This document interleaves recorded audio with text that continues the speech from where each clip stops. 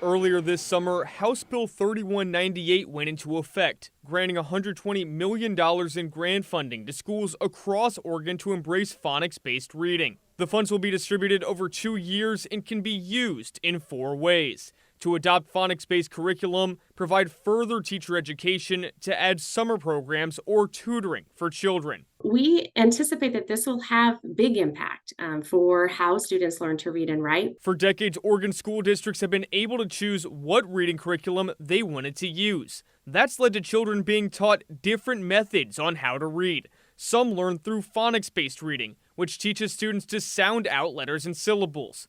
Others learn through a whole language approach, instead teaching them to memorize entire words. Reading is a very complex skill that children don't pick up just naturally by osmosis. For years, Oregon students have lagged behind national averages in reading. According to the National Assessment of Educational Progress, a congressionally mandated program, Oregon fourth graders have scored below nationwide averages every year data was released since 2005. Last year, only 5 states in the District of Columbia scored lower. We know that when everyone is focused on the same core elements and instruction for reading and writing, that all people benefit. The first major phonics trial run was in Mississippi, which embraced the curriculum in 2013.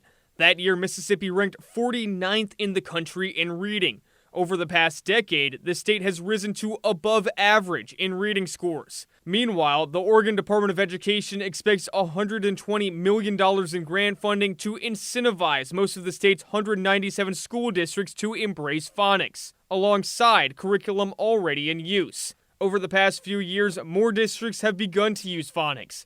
The North Clackamas School District started using it last year. Beaverton instituted the curriculum 2 years ago. But the funding could still be helpful for them too. For us, one of the big pieces of the bill is professional development for teachers around phonics and phonemic awareness. But teacher education is intensive. When they undergo phonics training, educators use a learning platform called Letters. Training is a 2-year commitment and takes 160 hours to complete. We know that the arc of change and the arc of implementation around a really significant literacy plan does take time. Oregon's early literacy framework says phonics will be beneficial because accurately being able to decode words leads to easier memorization. They say phonics leads to efficient recognition of words, which will eventually lead to better readers. To access this funding, the schools need to have research-aligned literacy practices.